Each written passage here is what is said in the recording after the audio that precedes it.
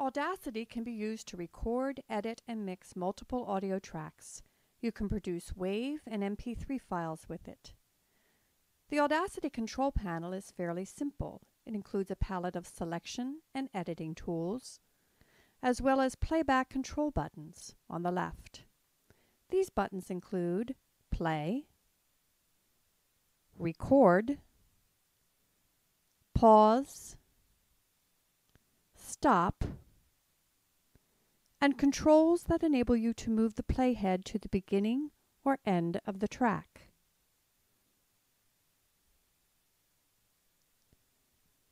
When you click on the red record button, the audio will start recording immediately. Your voice will be represented by a sound wave.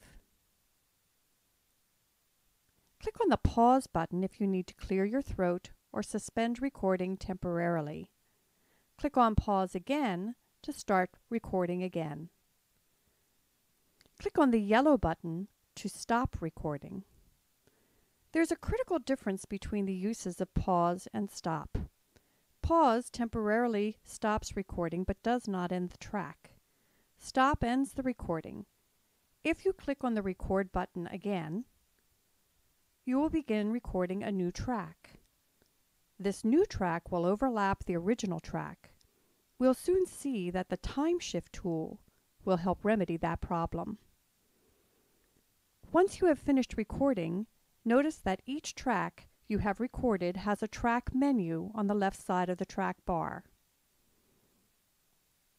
Track management includes the ability to mute a track while you're editing a second track,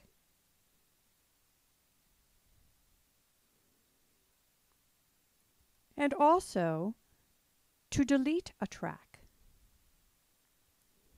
Advanced track editing options are found under the down arrow. We won't be looking at those in today's tutorial. Several tools are available to help you select and edit content. The selection tool is used for selecting the range of audio you want to edit or listen to. The time shift tool is used for moving an audio clip around inside its track. The basic editing tasks are deletion, insertion, time splitting, duplicating, and mixing. We'll look at the first three tasks in this tutorial.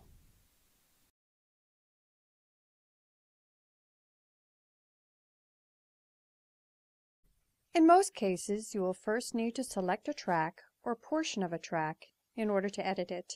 Use the selection tool in order to do so. Click on the selection tool in the Audacity tool palette.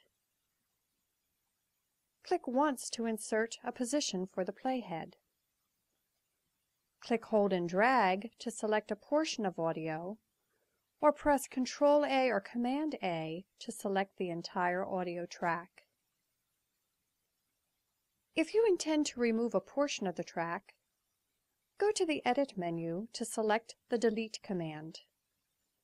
The keyboard shortcut to delete a selected item on the track is Ctrl or Command-K. If you accidentally delete too much or too little of the recording, you can undo your action by selecting the Undo command from the Edit menu.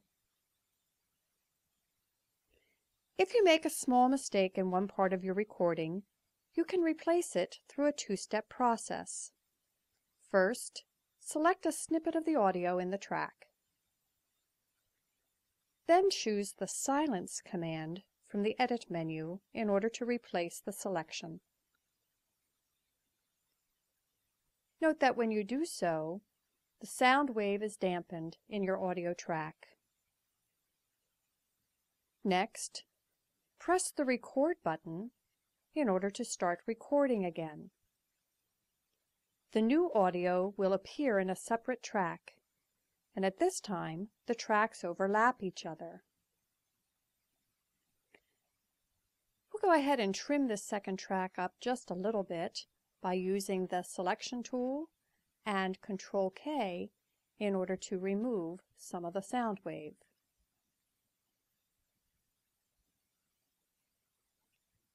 Next, we're going to piece these two tracks together more seamlessly using the time split tool found on the Audacity tool palette.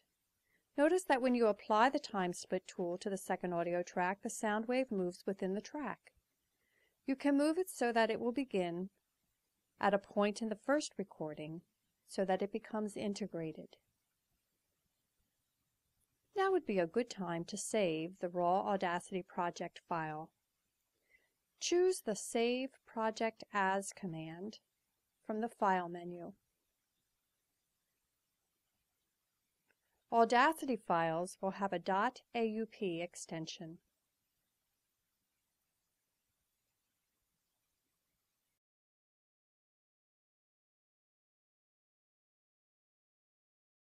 In addition to capturing and editing a voice recording in Audacity, you can also import a music track. File formats of WAV and MP3 are acceptable. Or you can add audio effects, such as fade in and fade out, via the Effect menu. See the Audacity Quick Guide tutorial available at otal.umd.edu/related_podcast_tools for details on these processes. In order to listen to your recording right now, another person would also need to have Audacity. The AUP format is not recognized by media players such as iTunes or Reel. To have files that will be versatile, you should export the Audacity file as both a WAV and an MP3 file. WAV is an uncompressed audio format used on Windows systems that can be edited again in any sound editing application, including Audacity. You can embed WAV files in PowerPoint presentations, but they usually require the availability of a player, like Windows Media Player, in order to run. If you plan to host your media file in iTunes U or on podcast.umd.edu, then you will need to compress the file into an MP3 format. MP3 is designed to greatly reduce the amount of data required to represent the audio recording and still sound like a faithful reproduction of the original uncompressed audio. If you're going to save an Audacity file as an MP3 format, you will need to have the LAME encoder installed on your computer. The first time you ever export an Audacity file as an MP3 format, you will be prompted to identify the location of the encoder. After that, Audacity will be aware of its existence and you will not need to locate it again. A link to directions for downloading and installing the LAME MP3 encoder are provided at the end of this presentation.